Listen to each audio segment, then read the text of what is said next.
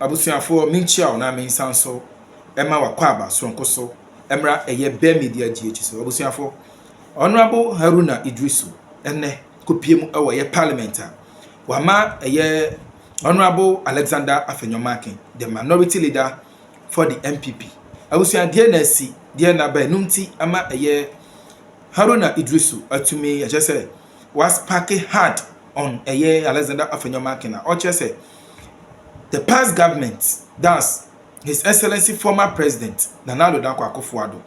Na ye papa Honorable Haruna Idrisu echene semu ya dia ono any government I just say wo borrow papa wo borrow ankasa because o hwe eye agenda 111 na o kan just say sika omo atwepa say omo ade agura eye agenda 111 ni mu no I just say asat na wa ono ye ekasa ba kokora ni ho a eye fashionable ba kokora ni ho a eye fashionable osatu an nsemu say between the years of a year 2017 to 2021 His Excellency former President Nana Dankwa Akufo-Addo and former Finance Minister Ken Ofori-Atta Abusuya or say 2017 to 2021 a kankwa na sikankwa this past government no ene a year Ken Ofori-Atta atumi atwene kwa a year $3.5 billion na so omo enim ade a just omo this sika no ede aye other borrowings emaye other borrowings emaye abusuana na nsem okatwa ato no say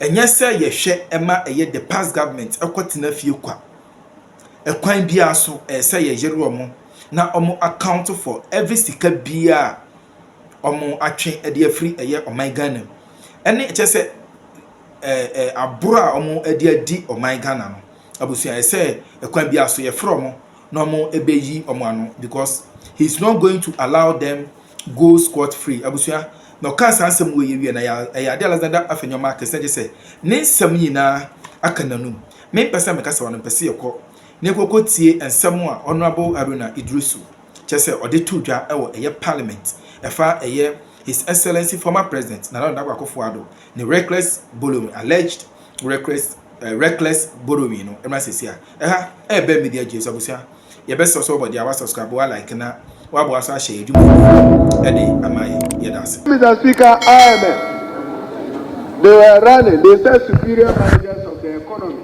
What happened to the Fiscal Responsibility Act?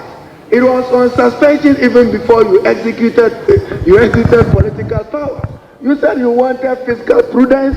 You brought in the Fiscal Responsibility Act with Ken Ofori-Atta as your minister. When we said censure him, you said no. Now that you have lost, you want to blame him for everything.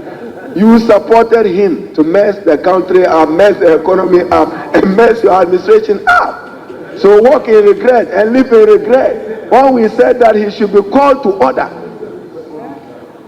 you overborrowed. And Mr. Speaker, again, let this parliament work for the people of Ghana. Ghana needs to have a ceiling on how much we can borrow. It cannot be at every time as it pleases a finance minister. He walks here, parliament fails in its responsibility, grants him between 2017 and 2021 before COVID, $3.5 billion. Yet the previous NDC administration did just $1 billion. So again, elephant appetite for borrowing. Your government had an elephant appetite for borrowing. At every time you wanted to borrow and you borrowed, you undertook fiscal infrastructure. You said you were building Agenda 111 hospital, 88.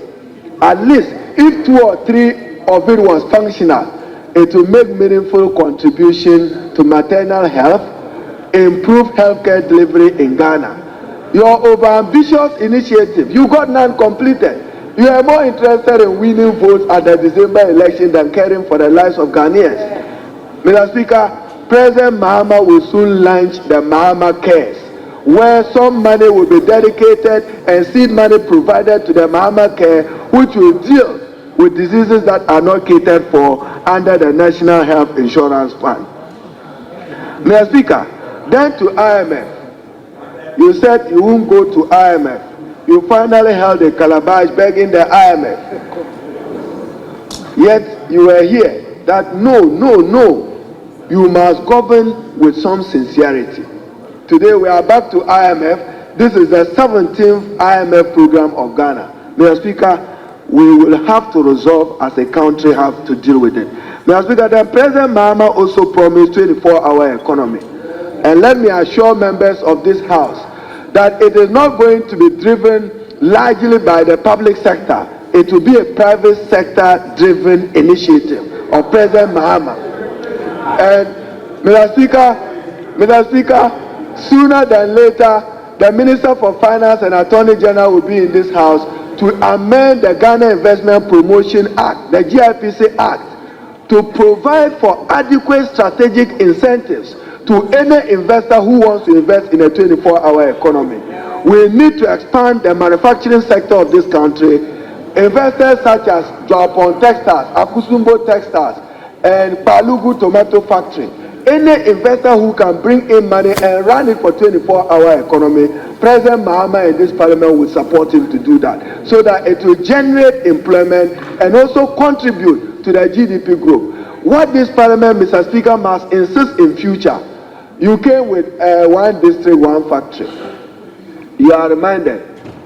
Do you have one in Wale Wale? Is your watermelon factory functioning well? Ask whether the Nsawam factory is working.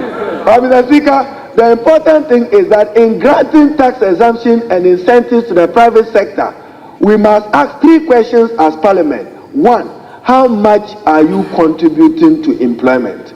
Two, what is your contribution to GDP before we make those generous grants to them? But Mr. Speaker, if you take from Kumasi, Ashanti up to Wale Wale, you will not find any factory that employs 1,000 or 2,000 people. So for instance, the people in the Brown for region, poultry. Government will want to invest in poultry farming. That is their advantage.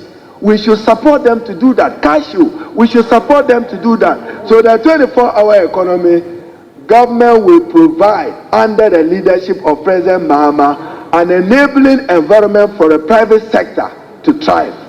Not your government which came and destroyed the Ghanaian private sector. Yes, go and ask the private sector, whether AGR or Association of Ghana Industries, the harm when they were borrowing at those prohibitive interest rates, it did not allow for that. So, Mr. Speaker, then I come to the energy sector. This country, Mr. Speaker, we need a second gas plant. Beyond Atuabu gas, maybe in Kumasi somewhere in Sunyani, we should be thinking of the establishment of another gas plant so that we reduce the fuel consumption, which is part of the cost of the electricity company of Ghana. Again, it was the NDC, the vision of John Evans Atamils at the time, who invested $800 million in getting the Atuabu gas plant constructed. Look at the gain and the benefits that it has done. All this year that you borrowed 741, almost $50 billion. What did you do with that money? What did you do with that money? Then, Mr. Speaker, they failed again to thank President Mahama for introducing ESLA. Those were part of the taxes you described as nuisance taxes. Yet you benefited 45 billion from the energy sector lady.